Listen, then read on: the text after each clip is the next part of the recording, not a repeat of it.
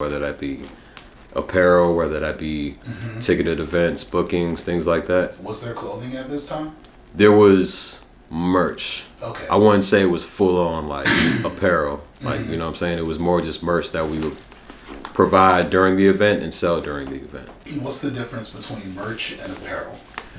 In my opinion, I would say that merch is something that is just, it's provided just for a specific,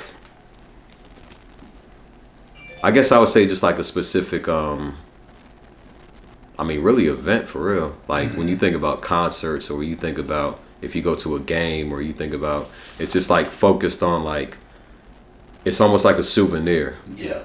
Apparel, in my opinion, is much more directly focused on creating garments and like really going into the design of things and like the silhouettes. It's just, I think it's more of an involved process as far as apparel goes. Yeah. I think merch is a little more of like a byproduct of what you're already doing. You see what I'm saying? So. Okay. So is there apparel that you guys are proud of now that ties back to that time when you brought merch onto the scene?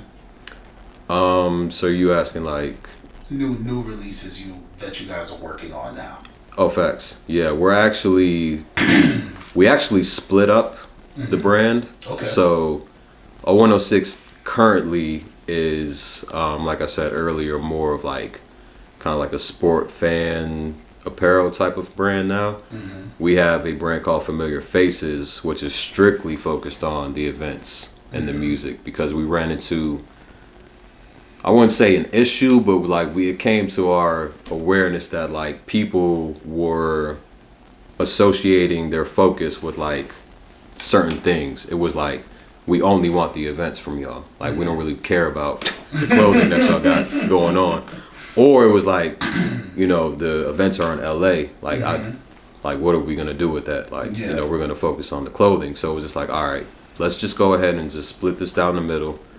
We'll focus like the events, music and all that in LA. Then we'll deal with the apparel of everything in DC. Okay.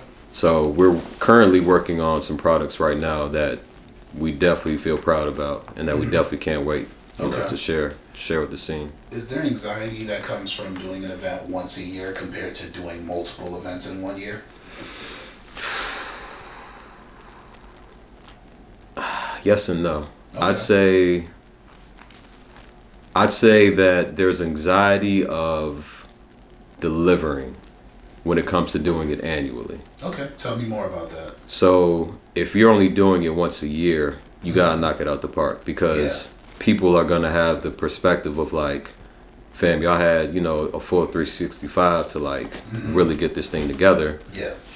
How come you didn't deliver? Like, what's the deal? Yeah. Whereas if you do a monthly or even a weekly, you know what I'm saying? Like, if something don't really pop off one week, it's like, all right, well, you got another week. You know what I'm saying? Like, you can get back on that. Yeah. But when you have to like deliver once a year, like you really got to like come through on that. Yeah. And I think that the anxiety of that there's a contrast with that, and also just like you do have all that time, so it's less, I guess, pressure.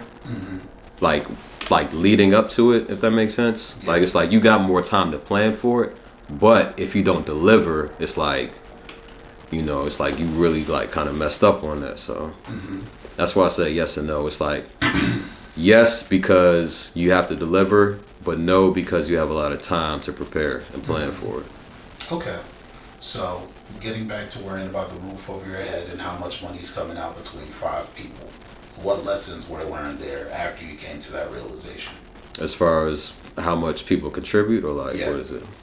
Or putting yourselves in position for people to contribute to what you guys do.